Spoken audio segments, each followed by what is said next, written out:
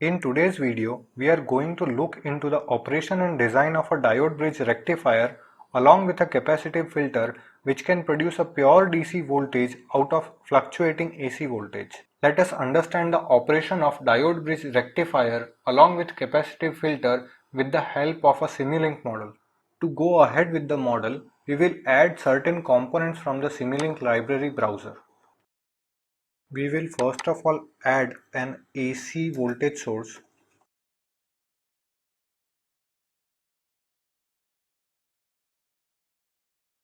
a universal bridge, a series RLC branch that will act as our load, voltage measurement block, a scope for visualization, and a power GUI block. Let us make all the connections. Instead of this bridge, we will use an arrangement made out of diodes which will be more appropriate for understanding purpose. So let us add diode from Simulink library browser.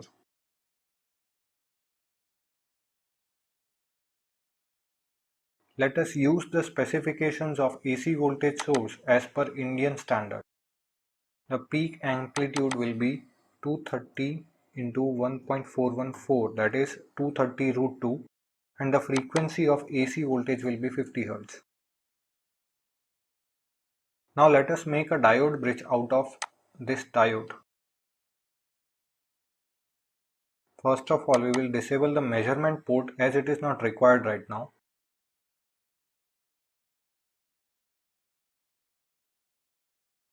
And we'll give proper names as well to the diode.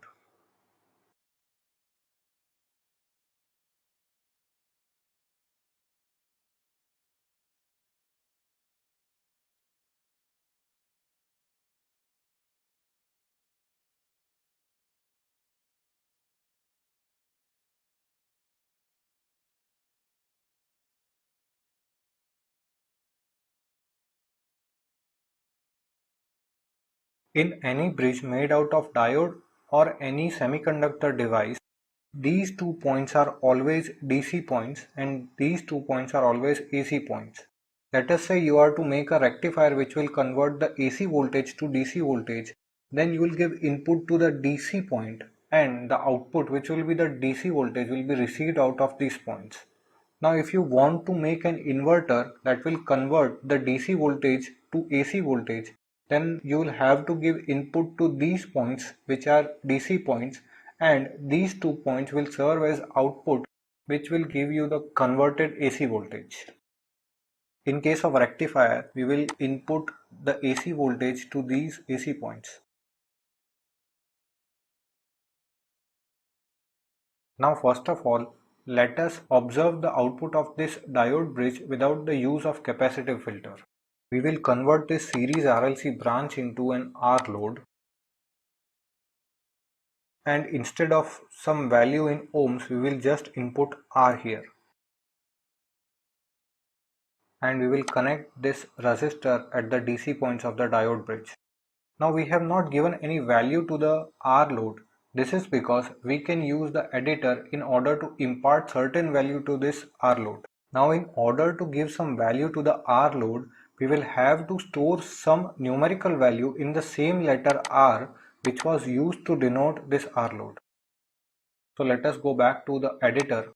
Let us make a new script file. Now let us say we want to have a resistance such that it will take 1 watt power. So the value of R in terms of power will be V square divided by P. Power, as we said, has to be 1 watt. So let us give power as 1. V here is the maximum voltage which will come out of the diode bridge rectifier, and it will be 230 root 2. So if we run the script, we can see that the value of R will be somewhere around 53 kilo ohms. So in MATLAB editor, we will make some changes to the power GUI block. We will keep its mode as discrete and the solver type will be kept as Justin and we won't change the sample time. But in simulation menu, we'll have to change certain parameters. So in the solver options, first of all we'll change the variable type solver to fixed type, and in the solver we will select ODE4. In additional options we will input 50 microseconds. This is because the sample time in PowerGui block is also 50 microseconds and the sample time and the fixed step size has to be same. Let us add voltage measurement block in order to get the voltage profile in the scope. The frequency of our line voltage is 50 Hz. This means that one cycle of AC voltage will take 1 divided by 50 seconds, which comes out to be 20 milliseconds. We will limit the runtime of our simulation to 2 such cycles. 2 such cycles will elapse until 40 milliseconds. So we will limit our simulation time to 40 milliseconds.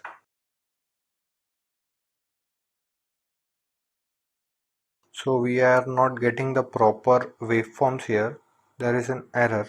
The error is that in the diode we'll have to make the snubber capacitance as infinite in each and every diode. Let us run the simulation again.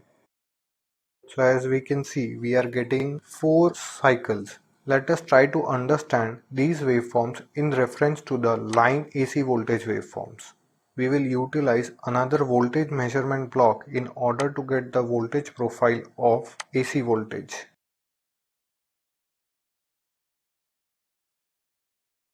We will add one more axis in the scope for visualization.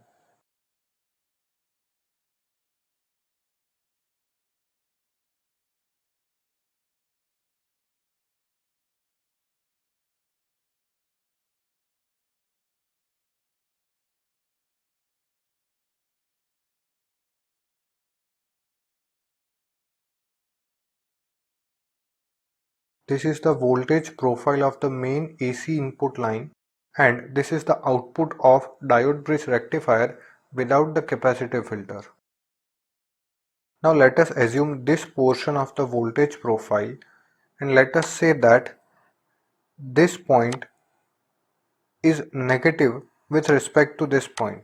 So we can say that the conventional current will be flowing in this path, and from this junction point it will go to diode D1, and from this diode D1 it will be going to the voltage measurement block, and to take the return path the current will follow this path, and from this point diode D3 will be conducting and the current will return to the AC voltage source. So we can say that during this period of time, diode D1 and D3 will be conducting. Now let us assume another half of voltage profile, that is from this point to this point. Now during this point of time, what happens that the polarity of voltage will change, and let us assume that now this point will be positive with respect to this point.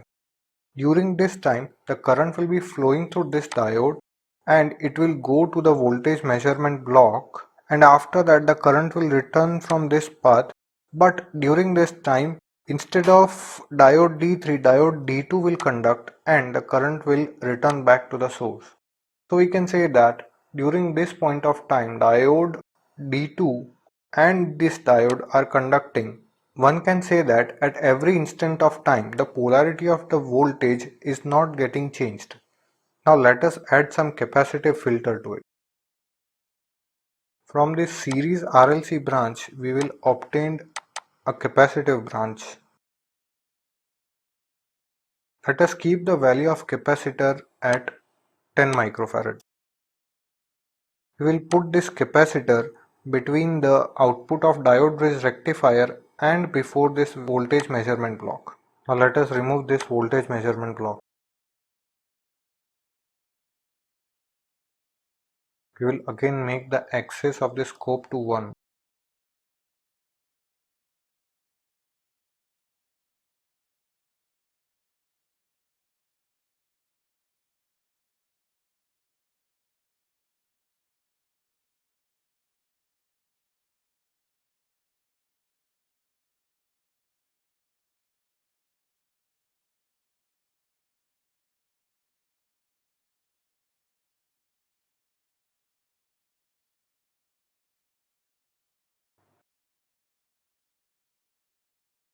We will keep the waveforms from the diode bridge rectifier without the capacitive filter as reference here. So let us copy the whole thing. We will make another diode bridge rectifier without capacitive filter, and we will give the output of this diode bridge rectifier to this scope so that we can have one set of waveforms which will behave as reference. For better visualization purpose, we will use a multiplexer here.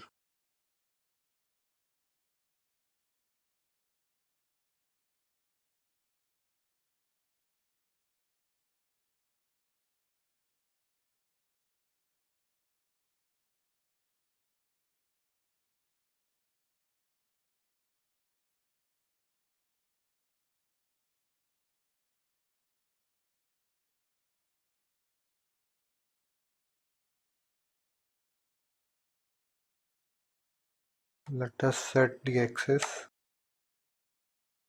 So one can see that the waveforms shown in the blue color are the waveform of the diode bridge rectifier without capacitive filters, and the waveforms shown in yellow are the waveforms from the diode bridge rectifier with capacitive filters. Let us use cursors for measurement purpose. We will select horizontal measurements here. Let us drag these horizontal cursors in order to measure the ripple.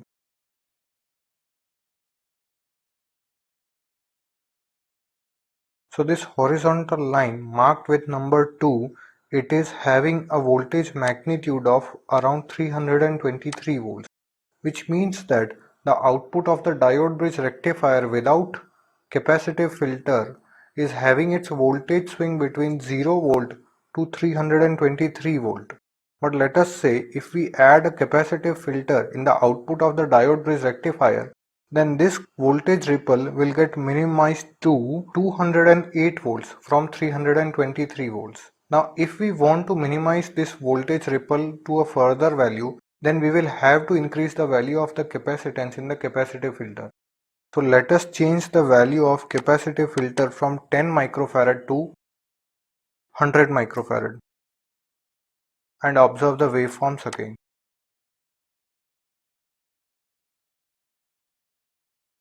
We will again adjust this horizontal line marked with number 1. Now we can see that the difference between these two lines, that is the voltage ripple in the output of the diode bridge rectifier with capacitive filter, is now 49 volt.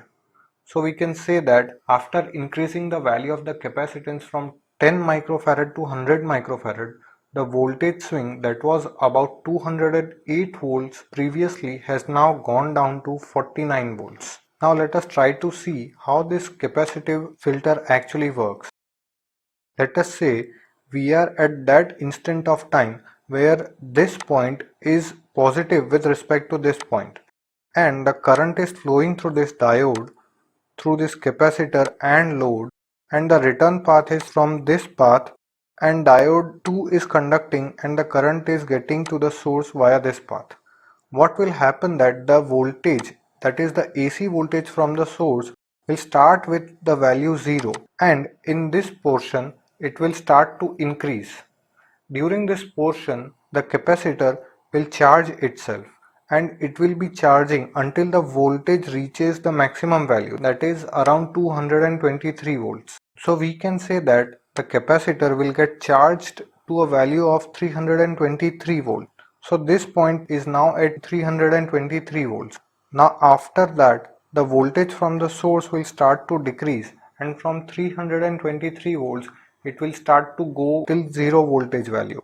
In the waveforms, we can see that now the voltage has started to decline from 323 volts, which means that this diode and diode D2, which were forward bias previously, are now reverse bias because this voltage is now 323 volts and the voltage coming from the source is well below 323 volts. So diode D2 and this diode are now reverse bias. The remaining two diodes were already reverse bias, so they won't contribute to the conduction process. Since the capacitor was having voltage, it will start to discharge in the load and it will support the conduction of the R load here. So the voltage will be coming from this capacitor to the load. Here the voltage measurement block is serving as the load. Now let us say we have crossed the half cycle mark and now the voltage polarity from the source side has reversed, such that this point is now positive with respect to this point. So what will happen, initially the voltage will start to build up from 0 volt and diode D1 will conduct, the current will go to voltage measurement block from this path and the current will return from this path via diode D3. Again, the capacitor will start to charge during this instant of time. The voltage will start to rise from 0 volt and during this period of time the capacitor will start to charge and the maximum voltage of the capacitor will reach till 323 volt. Again, what will happen that after this point of time the voltage from the source will start to decrease and the voltage will be somewhere below 323 volts. But since the capacitor is already charged at maximum 323 volt, we can say that this point is now at 323 volt and the voltage at this point is below 323 volts. So we can say that diode D1 and diode D3, which were forward bias previously, has now become reverse bias, and again the conduction of the load will be supported by this capacitive filter. So we can say that this is how the capacitive filter along with diode bridge rectifier can reduce the voltage ripple in the load side and we can obtain a nearer to DC voltage in the load side. Thanks for watching. Drop a like if you found this video helpful. Leave a comment if you have any query regarding the topic. And don't forget to subscribe and share this video with others.